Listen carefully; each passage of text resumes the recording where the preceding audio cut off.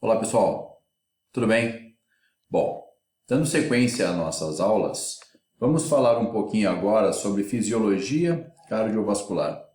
Então, vamos entender como este coração funciona quando submetido a esforço físico. Primeira coisa que nós precisamos entender é quais são os componentes desse nosso sistema cardiovascular. E são eles: coração, vasos sanguíneos, sangue, vasos linfáticos e linfa, ok? Bom, precisamos entender, gente, muita gente diz que o coração ele fica do lado esquerdo do peito. Isso não é verdade. O coração ele fica centralizado no peito, porém o ápice do coração, que é essa parte mais baixa do coração, fica voltada ao lado esquerdo. Lembrando sempre que em indivíduos mais altos o coração é um pouco mais deitado, em indivíduos menores o coração fica numa posição um pouquinho mais em pé. Então nós temos aqui um coração funcionando, nós temos um átrio e um ventrículo direito e um átrio e um ventrículo esquerdo. Muito bem. Como que este sangue ele chega e sai do coração?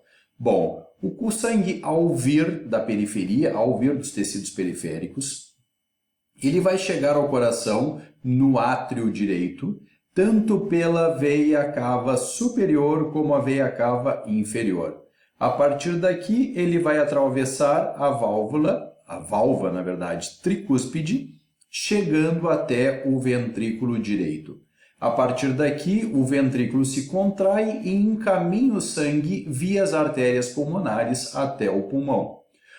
No pulmão vai haver troca gasosa e este sangue retorna do pulmão para o coração, chegando pelas veias pulmonares esquerda e direita, chegando no átrio esquerdo, migrando pela válvula bicúspide para o ventrículo esquerdo.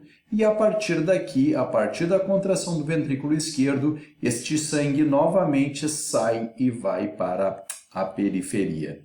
Aqui nós temos então um coração funcionando fora do nosso peito, demonstrando que a atividade do coração ela é intrínseca. Ou seja, o coração não precisa de uma resposta simpática parasimpática, ou melhor, nenhuma resposta nervosa para funcionar. Ele vai funcionar única e exclusivamente por extravasamento de íons sódio para o interior do nó sinoatrial, o qual nós vamos ver daqui a pouquinho. Bueno, este coração, gente, como ele é um tecido, ele precisa se nutrir. Assim como um músculo esquelético ele precisa de sangue para funcionar, para lá gerar a sua glicólise aeróbia, lipólise e assim por diante, o coração funciona do mesmo jeito. Ou seja, o coração ele não vai utilizar o sangue que está dentro dele para utilizar nutrientes e para utilizar oxigênio. Ele tem um sistema de irrigação próprio, que são as coronárias. Então, nós temos aqui a coronária direita, aqui nós temos a coronária esquerda, e coronária vem de coroa. Vejam que parece, claro que isso é muito mais extenso, que é realizada uma coroa ao redor deste coração, para que ele seja bem nutrido, seja em repouso, seja em exercício físico. Como funciona esta condução do coração? Como o coração ele bate? Nós temos aqui o nó sinoatrial. É um disco achatado que fica imediatamente abaixo da veia cava superior. A partir daqui, gente, extravasa sódio para dentro através de canais de extravasamento. Entra sódio neste sódio.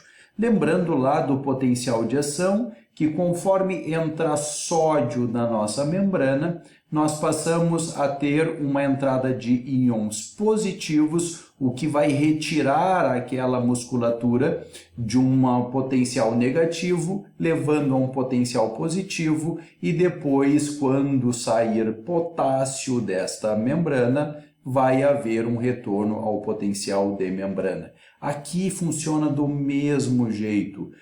pelo fato de ter única e exclusivamente através de canais de extravasamento entrada de sódio no coração, vai haver uma despolarização deste nó aqui chamado marcapasso cardíaco. Então, essas fibras especializadas passam a despolarizar. E porque este nó está grudado ao músculo cardíaco, ele vai despolarizar o músculo e vai haver contração muscular. Bueno, se tem aqui uma despolarização, vai haver uma contração do átrio e esta informação migra para o átrio esquerdo. Então, eu vou ter contração dos átrios. O sangue vai migrar, então, para os ventrículos e eu tenho essa informação migrando por estas feixes de Rees, chegando até o complexo de Purkinje. E a partir daqui vai haver, então, despolarização dessas fibras especializadas que, por estarem grudadas à musculatura, vai gerar contração muscular e aí os ventrículos se contraem. Então, o que nós vamos ter, gente, em termos de uma análise elétrica do coração? Quando existe a despolarização do nó sinoatrial, eu tenho o início da contração atrial. E eu vou ter, então, a partir daqui, esta onda P. O que a onda P representa? A despolarização dos átrios. Logo depois, a informação desce pelos feixes de Rees até o complexo de Purkinje, gerando então esta despolarização deste septo interventricular, que nós temos a onda Q. Logo depois passamos a ter a despolarização dos ventrículos e passamos a ter este complexo QRS. Ou seja, despolarizo o átrio e gera uma onda P, despolarizo os ventrículos e tenho o complexo QRS. E depois, então, eu tenho a repolarização dos ventrículos, onde eu tenho a onda T. O que é repolarização? É o relaxamento. Ah, mas onde está o relaxamento atrial? Ele ocorre mais ou menos neste espaço aqui, então ele fica sobreposto pelo complexo QRS. Então vejam que interessante. Despolarizo o nó sinoatrial e as informações migram pelas internodais, inclusive pela banda de Beckham, até chegar ao outro lado, saindo do átrio direito até o átrio esquerdo. Passo a ter contração dos átrios. A informação chega no nó atrioventricular e começa então a migrar pelos feixes de Rees. Começa a haver a contração desse septo interventricular. Então, esta informação vai chegar aqui ao complexo de Purkinje e eu vou ter a despolarização desta musculatura ventricular, gerando a contração. E aqui a gente vai ver todo o processo acontecendo. Tenho despolarização dos átrios e contração, tenho despolarização dos ventrículos e contração. Então vejam agora um movimento um pouco mais rápido que vai ficar bem claro para a gente como este coração vai funcionando. Então eu tenho onda P, despolarização do átrio, complexo QRS, despolarização do ventrículo e logo em seguida a repolarização do ventrículo gerando uma onda T. Ok, gente?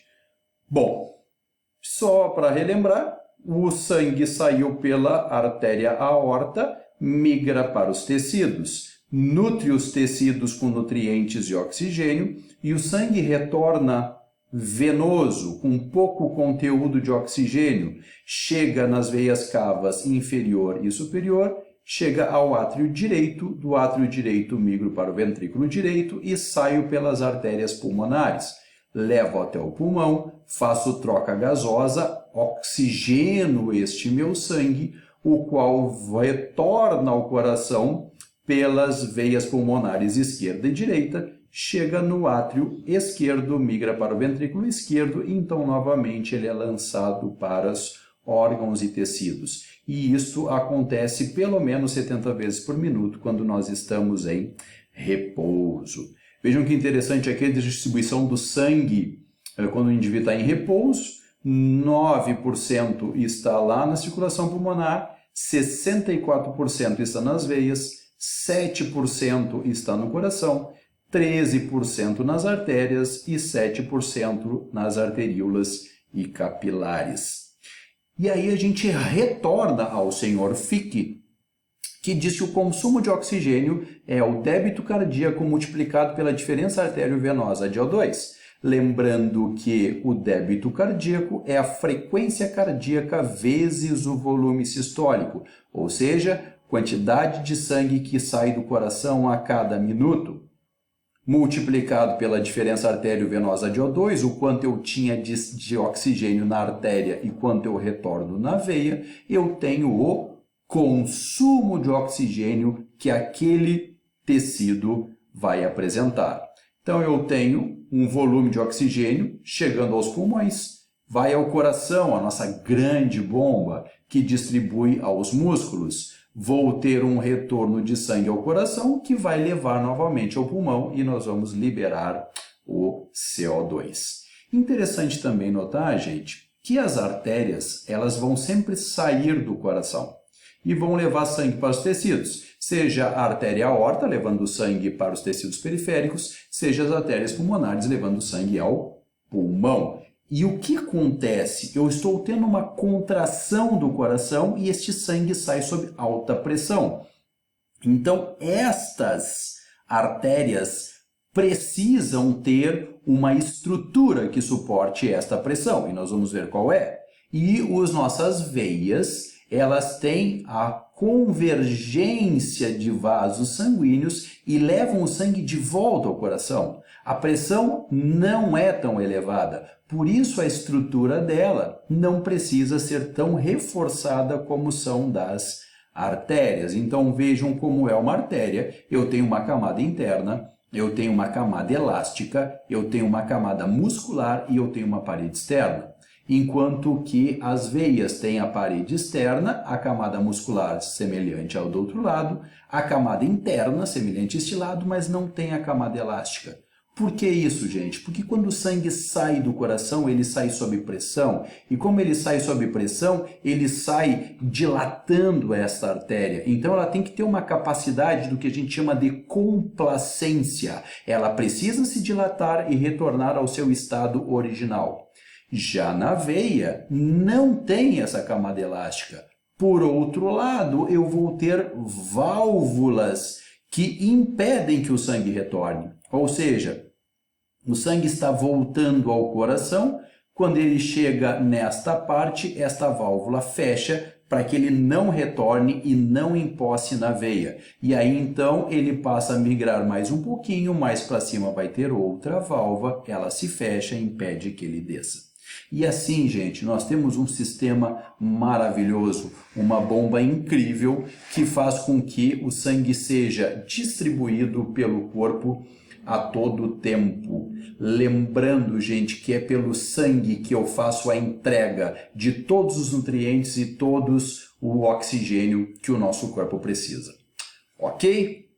Bom, gente, essa é a primeira parte sobre fisiologia cardiovascular.